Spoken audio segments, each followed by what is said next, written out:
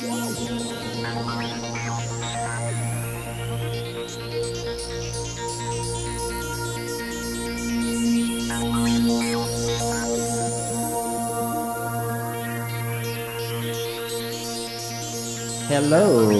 All right.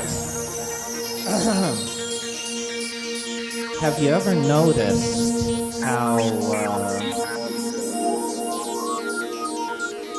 there's this quality to reality which comes and goes and kind of ebbs and flows, and nobody ever mentions it or has a name for it, except some people call it a bad hair day, or some people say things are really weird recently.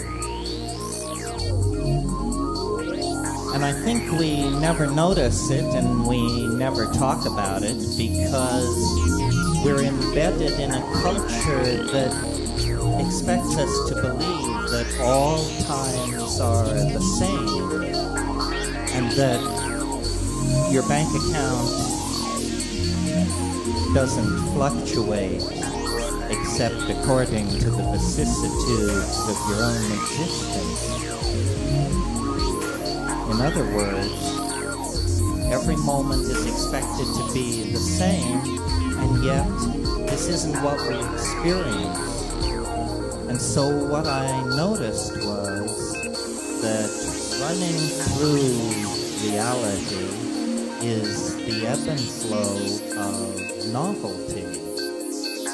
And some days, and some years, and some centuries are very novel indeed, and some ain't.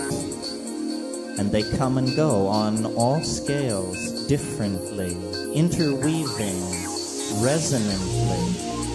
And this is what time seems to be. And science has overlooked this most salient of facts about nature, that nature is a novelty conserving engine, and that from the very first moments of that most improbable Big Bang, novelty has been conserved, because in the very beginning there was only an ocean of energy pouring into the universe. There were no planets, no stars, no molecules, no atoms, no magnetic fields. There was only an ocean of free electrons. And then time passed, and the universe cooled, and novel structures crystallized out of disorder. First, atoms of hydrogen and helium, aggregating into stars. And at the center of those stars, the temperature and the pressure created something which had never been seen before, which was fusion. And fusion cooking in the hearts of stars brought forth more novelty. Heavy elements, iron, carbon, 4-valent carbon. And as time passed, there were not only then elemental systems, but because of the presence of carbon and the lower temperatures in the universe, molecular structures.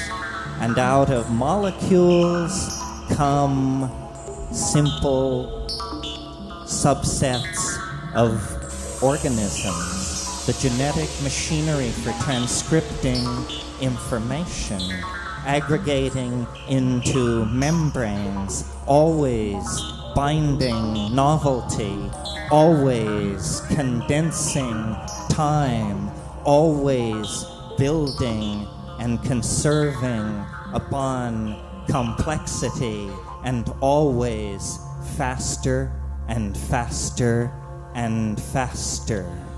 And then we come to ourselves. And where do we fit into all of this? 5 million years ago, we were an animal of some sort. Where will we be 5 million years from tonight?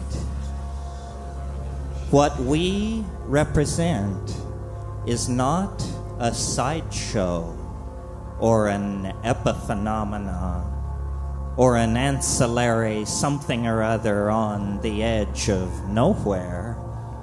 What we represent is the nexus of concrescent novelty that has been moving itself together, complexifying itself, folding itself in upon itself for billions and billions of years. There is, so far as we know, nothing more advanced than what is sitting behind your eyes. The human neocortex is the most densely ramified and complexified structure in the known universe. We are the cutting edge of organismic transformation of matter in this cosmos. And this has been going on for a while, since the discovery of fire, since the discovery of language.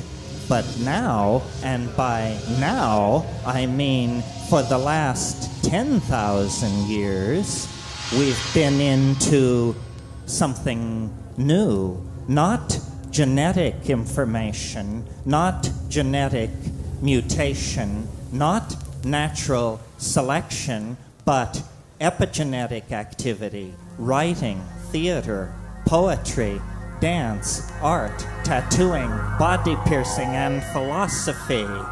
And these things have accelerated the ingression into novelty so that we have become an idea-excreting force in nature that builds temples, builds cities, builds machines, social engines, plans, and spreads over the earth, into space, into the microphysical domain, into the macrophysical domain. We, who 5 million years ago were animals, can kindle in our deserts, and if necessary upon the cities of our enemies, the very energy which lights the stars at night.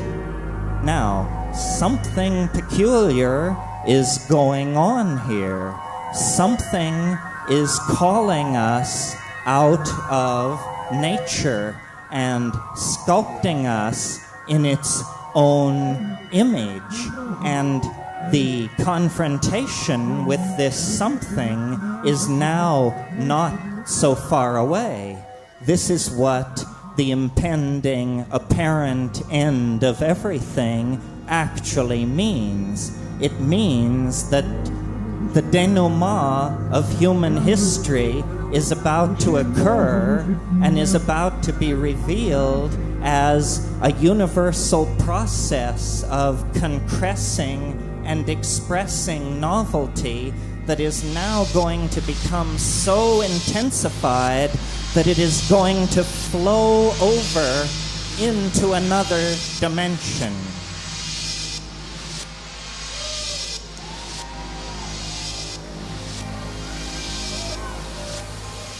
You can feel it. You can feel it in your own dreams.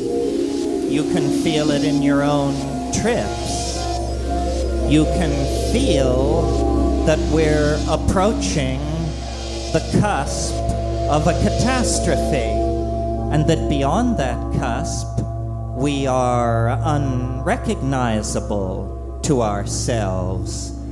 The wave of novelty that has rolled unbroken since the birth of the universe has now focused and coalesced itself in our species.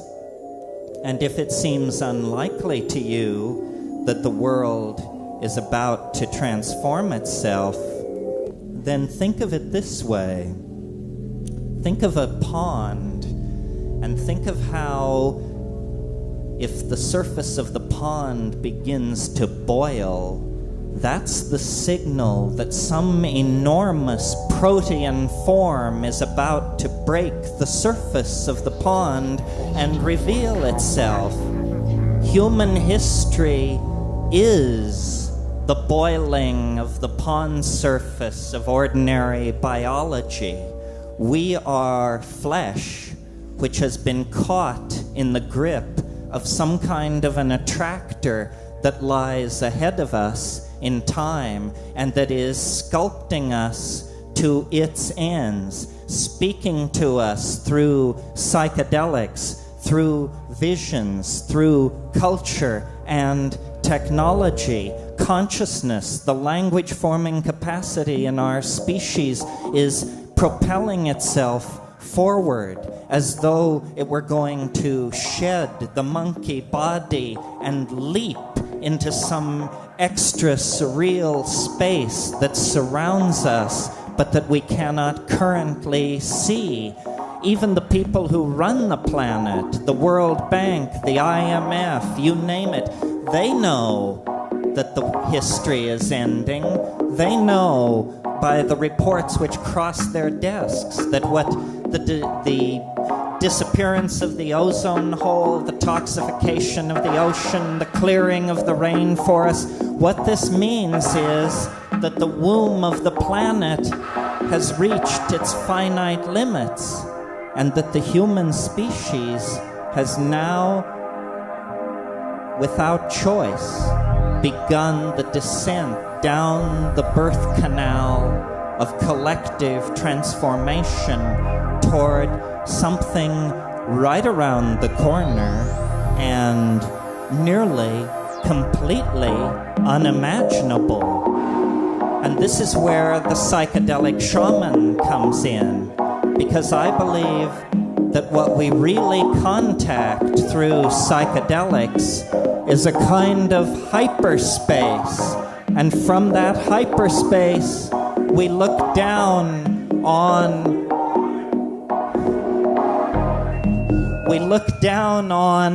both the past and the future, and we anticipate the end. And a shaman is someone who has seen the end, and therefore is a trickster, because you don't worry if you've seen the end. If you know how it comes out, you go back and you take your place in the play, and you let it all roll on without anxiety. This is what boundary dissolution means. It means nothing less than the anticipation of the end state of human history, a return to the archaic mode, a rediscovery of the orgiastic freedom of the African grasslands of 20,000 years ago, a techno-escape forward into a future that looks more like the past than the future, because materialism, consumerism, product fetishism, all of these things will be eliminated, and technology will become nanotechnology and disappear from our physical presence.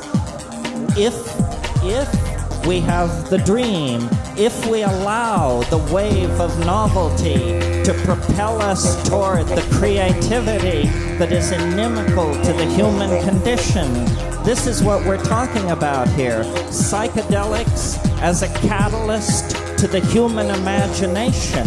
Psychedelics as a catalyst for language. Because what cannot be said cannot be created by the community. So what we need then is the forced evolution of language. And the way to do that is to go back to the agents that created language in the very first place. And that means the psychedelic plants the Gaian Logos, and the mysterious beckoning extraterrestrial minds beyond, hooking ourselves back up into the chakras of the hierarchy of nature, turning ourselves over to the mind of the totally other that created us and brought us forth out of animal organization. We are somehow part of the planetary destiny. How well we do determines how well the experiment of life on Earth does, because we have become the cutting edge of that experiment. We define it, and we hold in our hands the power to make or to break it.